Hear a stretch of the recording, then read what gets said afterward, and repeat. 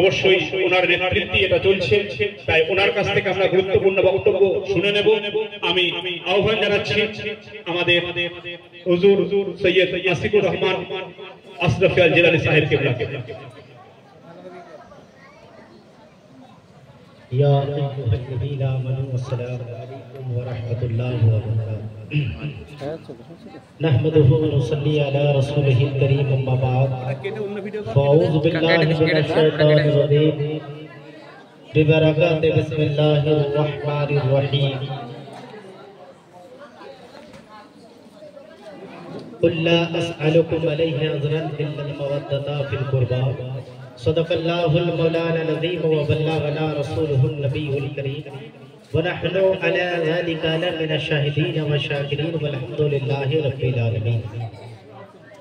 समस्त प्रशंसा अल्लाह तबारक व तआला दरबारे जिनि अक्षय जिनि वाहिद अल्लाह शरीफ तारपरे कोटि कोटि सलाम बर्षित हो नबी पाक साहिबे औलाद नबी दो जहां कौन व मकान सुल्तान दोनों जहानेर मालिक व मुख्तार अहमद मुस्तफा मुहम्मद मुस्तफा सल्लल्लाहु ताला अलैहि वसल्लमेर উপর বলুন জোরসে আমিন। যাই হোক, আমরা বছরে প্রত্যেকটা অনুষ্ঠান করি যাতে পুরুষ মানে মেল পুরুষকে পাই, কিন্তু আজকের দিনটা স্পেশালি মহিলাদেরকে নিয়ে, যেটা ভারতবর্ষের খুব পৃথিবীর ভারতের বাইরে তো অনেক জায়গায় হয়, মিশরিতে হয়, অনেক জায়গাতেই হয়, কিন্তু সম্ভবত মুফতি সাহেব জানেন কেরালাতে হয়, কিন্তু আমাদের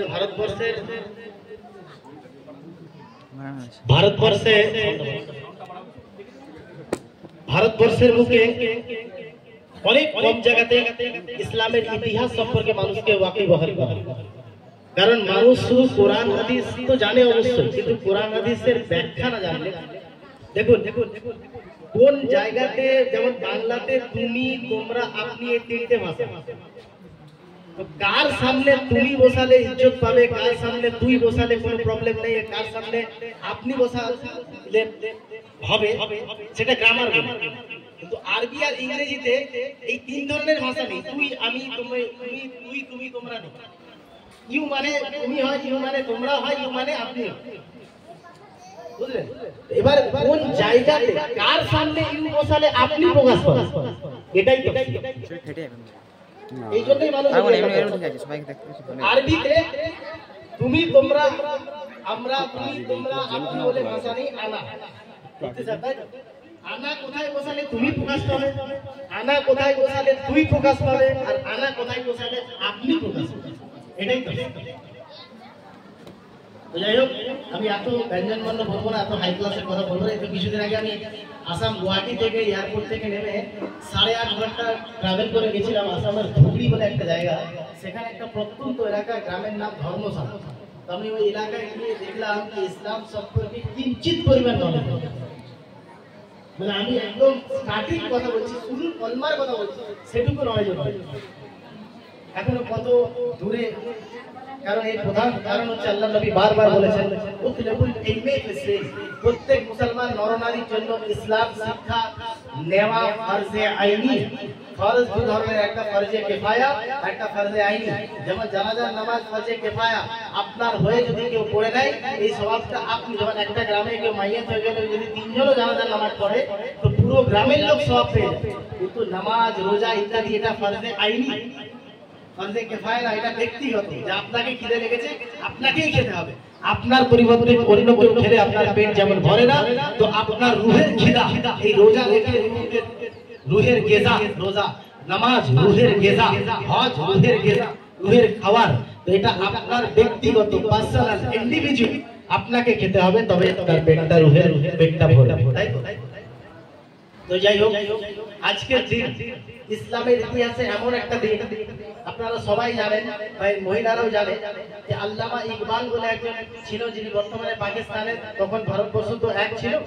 তো আল্লামা ইকবাল যিনি লিখেছেন সারে জাহান সে আচ্ছা হিন্দুস্তান হামারা, ইনি বলেছেন আজকের দিন সম্পর্কে যে যদি কানুন অফ ইসলাম, যদি ইসলামের শরীয়ত আমার হাতে এবং পায়ে জঞ্জিরটা না বাঁধতো, যদি শরীয়ত অনুমতি দিত, তো আমি কাবা শরীফের তাওয়াফ পরে করতাম, আগে নবীর বেটি ফাতেমার কবরের তাওয়াফ। কারণ মাত্র কোনো কিতাবে আছে 22.5 বছর, কোনো কিতাবে আছে 28 বছর ওনার বয়স মা ফাতেমা। কোনো কিতাবে আছে নবী পাকের যখন বয়স 40 বছর মা ফাতেমার জন্ম, আর নবী পাক 63 বছর বয়সে দুনিয়া থেকে পর্দা নিয়েছে। আর নবী পাক পর্দা নেবার পরে ঠিক 6 মাসের মাথায় মদিনাতে আরেকটা কালো বাদল মদিনার মাটিতে নেমে এসেছিল, যেটা মা ফাতেমা জাহরা রাদিয়াল্লাহু তাআলা আনহার পর্দার দিন। তাহলে 63 থেকে 40 মাইনাস দিন কত হলো? 23। আর 6 মাস এক করে 6 মাস পরে 23.5 বছরে বয়সে উনি ইতিহাস বানিয়েছেন। ইতিহাস মা ফাতেমা জাহরা রাদিয়াল্লাহু তাআলা আনহা যখন উনি ইন্তেকাল করছেন, মসজিদে নববীতে এই খবরটা আম হয়ে গেছে, তখন ইসলামের খলিফা হযরতে আবু বকর সিদ্দিক রাদিয়াল্লাহু তাআলা আনহু, নবী পর সমাজ পরে প্রথম খলিফা আবু বকর সিদ্দিকের জামানা চলছে 12 বছর উনার খেলাফত, তারপরে উমরে ফারুক, তারপরে উসমানে গনি, তারপরে আলী মুর্তজা রাদিয়াল্লাহু তাআলা। তো আবু বকর সিদ্দিকের লিডারশিপ চলছে দুনিয়াতে। তখন উনি মসজিদে ইমামতি করার পর দেখছে হযরতে আব্বাস রাদিয়াল্লাহু তাআলা आंसू चोख द्वारा যে পানিটা বের হচ্ছে সেটা দাড়ি মোবারক ভিজে গেছে। হযরত আবু বকর সিদ্দিক বলছেন যে হে নবী পাকের চাচা আব্বাস রাদিয়াল্লাহু তাআলা, আপনাকে তো কোনোদিন এইভাবে কাঁদতে দেখিনি, আজ কাঁদছেন কেন? তো বলছে শোনো, আজকে নবীর বেটি ফাতেমা ইন্তেকাল করেননি, বলকে উম্মতি মুহাম্মাদির জন্য 24 ঘন্টা দোয়া করনে वाला একটা হাত দুনিয়া থেকে পর্দা নিয়েছে। এবার বলুন গাদ্দার কাকে বলে? আমাদের সোজা ভাষায় যে যার খাবো তারই পাপ ফুটো করব, তাকে ইমান করা, এর নাম গাদ্দার। আজ আপনারা যে সুস্থ সাবলীন ঢঙে আছেন, একমাত্র এটা নবীর সাদকাকে আজ আমরা দুনিয়াতে বহাল তবিয়তে আছি। কারণ আমি হাওয়াই দিয়ে চালাচ্ছি না। হাদিসে কুদসিতে আল্লাহ বলেছেন লাউ লাকা লামা খালাকতুল আফলাক, হে আল্লাহ বলেছেন হে রাসূল, আমি মানুষকে সৃষ্টি করব বলে দুনিয়াকে সৃষ্টি করিনি, হে রাসূল তোমাকে সৃষ্টি করব বলে দুনিয়ার আসমানকে সৃষ্টি করেছি। লাউ লাকা লামা খালাকতুদ দুনিয়া, হে রাসূল কেবলমাত্র তোমাকে সৃষ্টি করা আমার উদ্দেশ্য বলে আমি এই দুনিয়াকে সাজিয়েছি। তারপরে লাস্টে আল্লাহ তো এতটাও বলে দিলেন যে লাউ লাকা লামা ইজহারতু রুবুবিয়্যাত, হে মাহবুব আমি তোমাকে সৃষ্টি করব বলেই আমি আল্লাহটা দুনিয়াতে বান্দাদের সামনে তুলে ধরেছি। তো সেই নবীর জন্য এই আসমান জমিন সবকিছু। তো মা ফাতেমা জাহরা রাদিয়াল্লাহু তাআলা হচ্ছেন নবীর বেটি। 24 ঘন্টা 24 আওয়ার্স। দেখুন উনি যে উন্নাটা পড়তেন না, হাদিসে আছে ঠিক সীতা বরাবর, মেয়েরা যে সীতা কাটে না মাথায়, এই সীতা বরাবর ফাটা ছিল। দ্বিতীয় ওড়না ছিল না কে? পুরো দুনিয়ার মালিক যাকে আল্লাহ ঘোষণা করেছেন সেই নবীর বেটি ফাতেমা। দ্বিতীয় কোনো ওড়না ছিল না। আজ আপনাদের বাড়িতে তো ট্যাঙ্কে ওড়না গোনা যাবে না, আলমারিতে ওড়না গোনা যাবে না, তবু মুসলমান বাড়ির মেয়েরা বেপরদা মার্কেটে ঘুরছে, বেহায়া হয়ে মার্কেটে ঘুরছে, ওড়নার কমি নেই। কিন্তু নবীর বেটি মা ফাতেমা জাহরা রাদিয়াল্লাহু তাআলা আনহা একটাই ওড়না যেটা মাঝ বরাবর ফাটা ছিল। তো উনি ওই ওড়না 17টা তালি লাগানো ছিল। কতটা? 17টা তালি। যখন 16টা জায়গায় ফেটেছিল, তো 16টা জায়গায় তালি লাগানোর পরে 17টা জায়গার ফাটা অংশটার জন্য আর কাপড় পাচ্ছিলেন না বাড়িতে। আল্লাহু সুবহান। তো ওনার মহতারাম স্বামী হযরতে আলী মুর্তজা রাদিয়াল্লাহু তাআলা কে বললেন যে আমার স্বামী হাজবেন্ড, আর যে তালি লাগাবো বাড়িতে তো কাপড় নেই। তো আলী রাদিয়াল্লাহু তাআলা বলছে ফাতেমা টেনশন করো না, বাড়িতে উটের চামড়াটা কিছুটা রয়েছে, তো ওই উটের চামড়া দিয়ে 17 নম্বর তালিটা উনি দিয়েছিলেন ওন্নাতে। ইন্তেকাল করার আগে দ্বিতীয় কোনো ওন্না ছিল না। যখন উনি इंतकाल करें उनार सागिर हजरत अस्मा রাদিয়াল্লাহু তাআলা আসমা বিনতে ওয়াইস রাদিয়াল্লাহু তাআলা আনহা উনাকে ডেকে বললেন যে আমি যখন ইন্তেকাল করব আমার খাটিয়াটা শোনা যায় হাবস বলে একটা দেশ, সেখানে বেলাল রাদিয়াল্লাহু তাআলার বাড়ি হাবসি। এই হাবসের লোকেরা যখন মহিলাদের জানাজা বেরোতো তো তখন আমরা যখন খাটের উপরে একটা চাদর দিয়ে ঢেকে দিই, ওরা চাদরটা নিচে দিত, খাটের উপরে তক্তা দিয়ে ঢেকে যেত, যে কারণ মহিলার উপরে যে চাদরটা পড়ে আছে এই চাদরটাও যেন দুনিয়ার কোনো মাখলুক না দেখতে পায়। তো মা ফাতেমা জাহরা রাদিয়াল্লাহু তাআলা আনহা উনি বলেছিলেন ওনার কালিজকে যে আমার খাটিয়াটার উপরে ওইভাবে বানাবে, হাফসের মতো খাটিয়া বানাবে যেন আমার বডির উপরে চাদরটা দুনিয়ার কোনো মানুষের নজরে না আসে।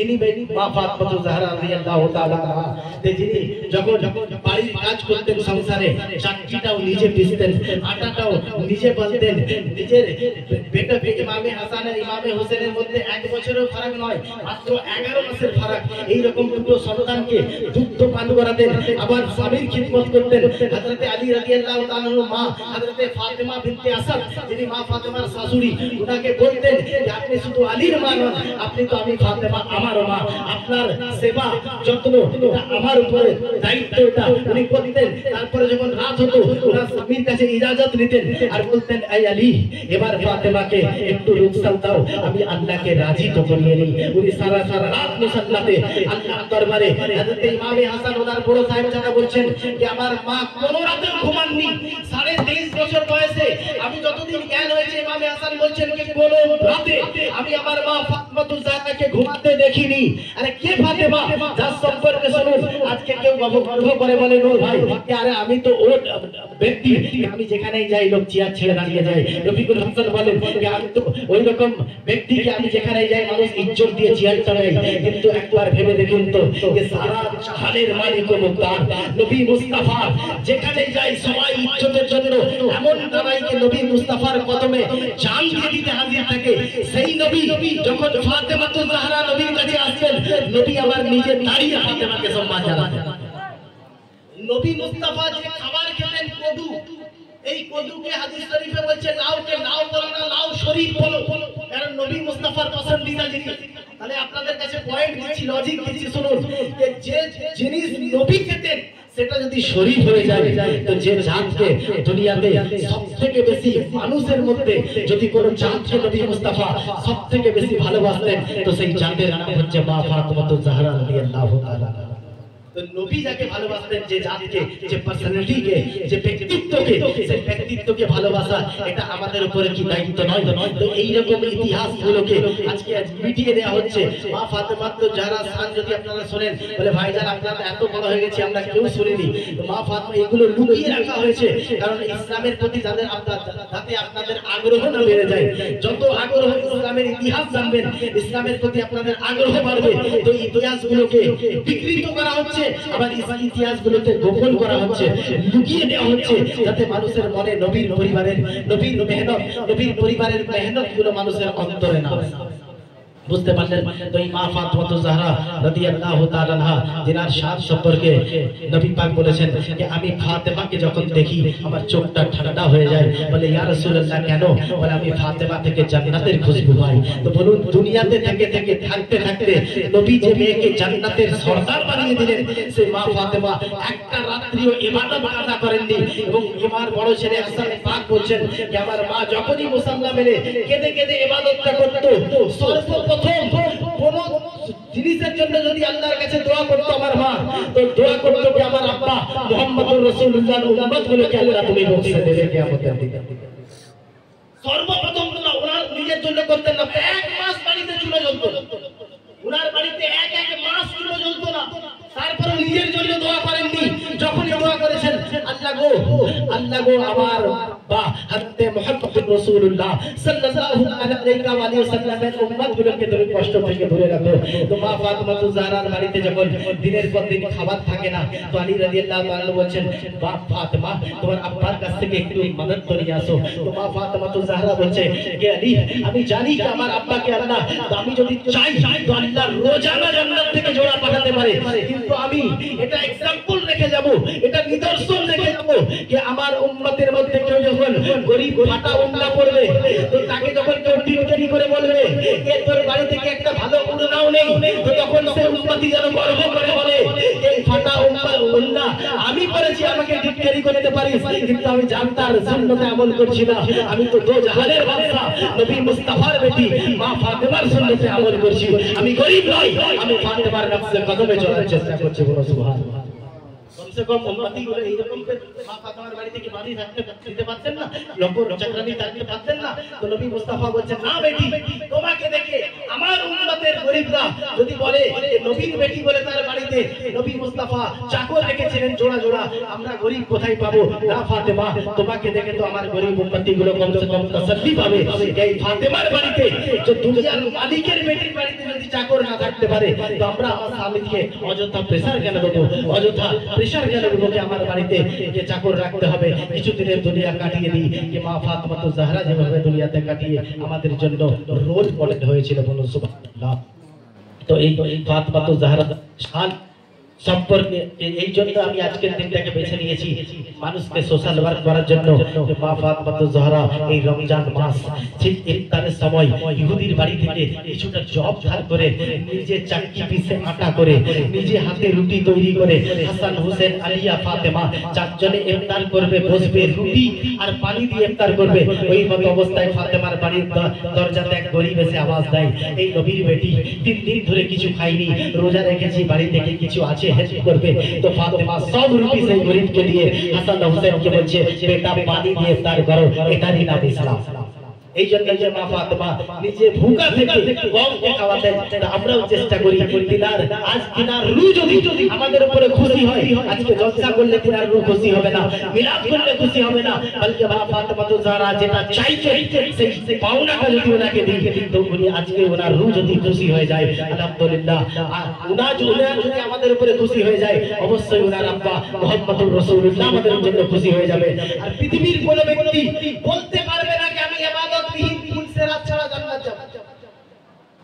ইবাদত করার পরেও 1000 বার হজ করার পরেও কেউ পুলসেরাত না পার করে জান্নাতে যেতে পারবে না। আর পুলসেরাত হবে চুলের থেকে বেশি সরু, তলোয়ারের থেকে বেশি ধার।